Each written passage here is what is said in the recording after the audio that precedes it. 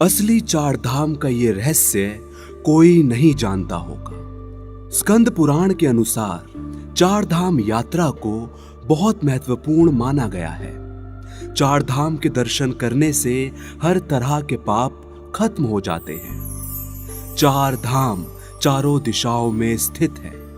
उत्तर में बद्रीनाथ, दक्षिण में रामेश्वरम, पूर्व में पुरी और पश्चिम में द्वारिकापुरी।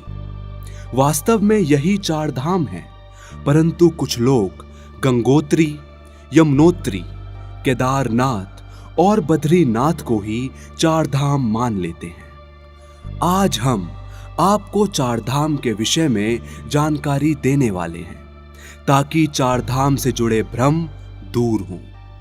पर वीडियो में आगे बढ़ने से पहले अगर आप हमारे चैनल पर नए हैं तो इस चैनल को सब्सक्राइब करना ना भूलें।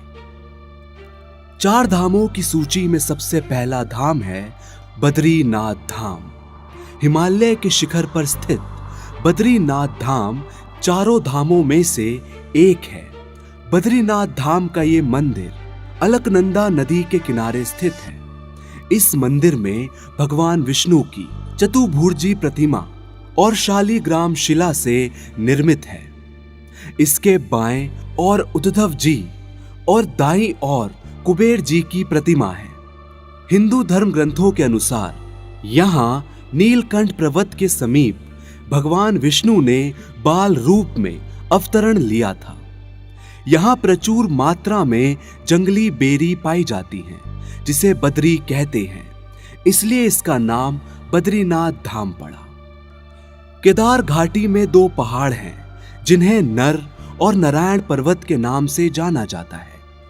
बद्रीनाथ जाने वाले श्रद्धालु इन्हीं पर्वतों के बीच से होकर बद्रीनाथ पहुंचते हैं। ऐसी मान्यता है कि कलयुग के अंत तक ये स्थान पूरी तरह से बंद हो जाएगा और उसी समय कलयुग का अंत होगा। दूसरा स्थान है दक्षिण भारत में स्थित रामेश्वरम। यह स्थान तमिलनाडु के रामनाथपुरम में मौजूद है, जिसे दक्षिण का काशी कहा जाता है। यहाँ स्थित शिवलिंग 12 ज्योतिर्लिंग में से एक है।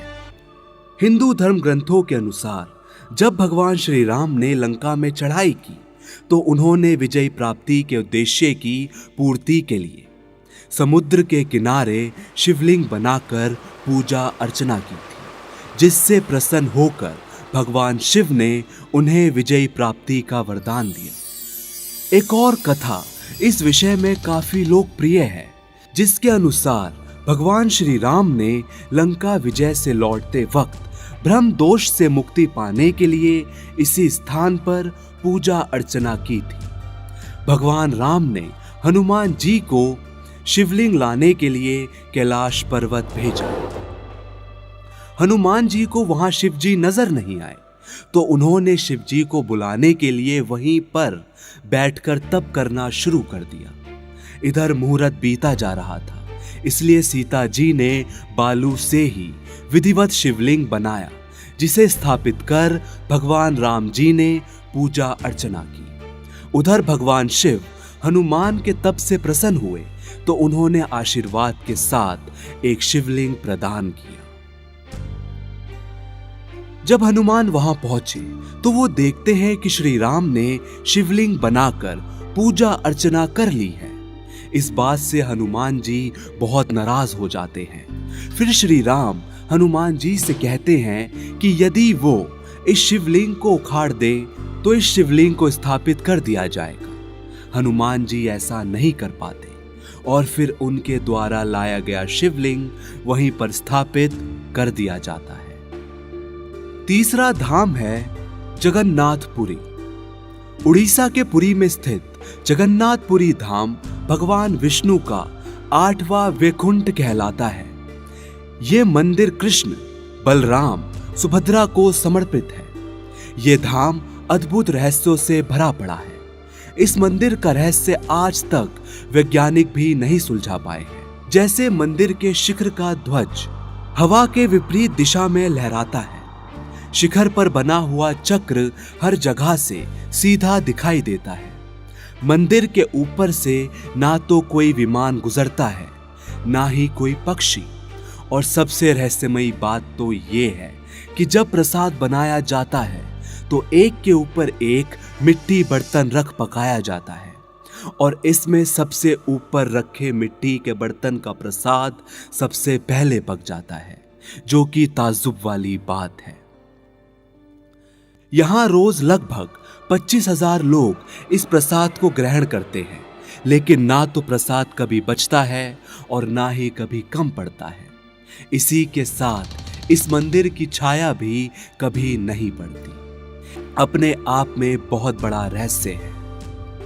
चौथा धाम है द्वारिकापुरी। गुजरात राज्य के पश्चिम सिरे पर समुद्र के किनारे स्थित द्वारिकापुरी बहुत पवित्र स्थल माना जाता है। कहते हैं कि भगवान श्री कृष्ण के वैकुंठ धाम लौट जाने के बाद असली द्वारिका नगरी समुद्र में डूब गई थी। वर्तमान में स्थित द्वारिका का निर्माण बाद में हुआ। ऐसी मान्यता है कि यहाँ चावल चढ़ाने से व्यक्ति को कभी दरिद्रता का मुंह नहीं देखना पड़ता। तो कैसी लगी चारधाम के रहस्यों से जुड़ी ये जानकारी, हमें कमेंट सेक्शन में जरूर बताइए। आप देख रहे हैं मंदिर दर्शन।